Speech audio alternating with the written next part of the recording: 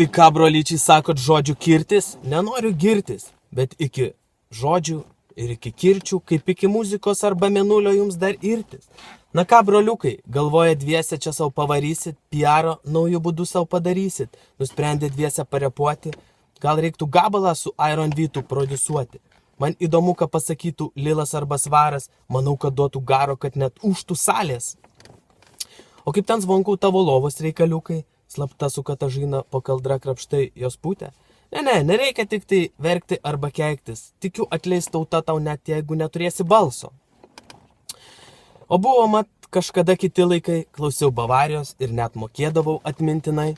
Bet kasgi atsitiko Deividukai? Taip nieko gero nesukūrei, kaip paliko jūs viliukas. Nežvengti ant stano vienas atsisėdęs. Ir tavo dainos apie svajonės jau seniai nusėdę. Barzda užaugo, taip jau tikras vyras.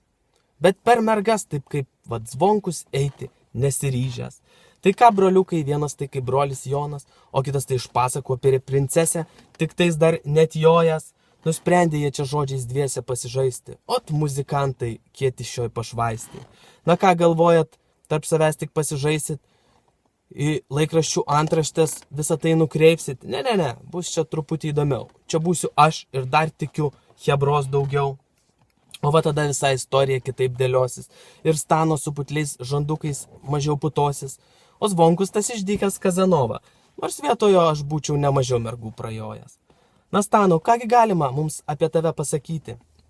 Nenoriu nieko blogo, noriu tik tai gero pavaryti. Jau laukiu iš tave senai geros dainos. Taip, kad man stogą neštų nuo visos galvos. Šaunuoli hebra, man patinka jūsų stilius. Kitaip čia veltis būčiau neišdrysęs. Tad spaudžiu ranką, laukiu atsako šaunaus. Tikiu, išgersim kada nors kartu alaus. Ir jei kokia eilutė nesusirimavo, tikiu nepadariau, aš čia pravalo. Ne Mozartas aš ir ne Backstreet Boys. Tiesiog šiam kirčiui norėjau pridėti naujos natos, intrigos, mistikos ir stiliaus, tad laukiu jūsų atsako plieninio.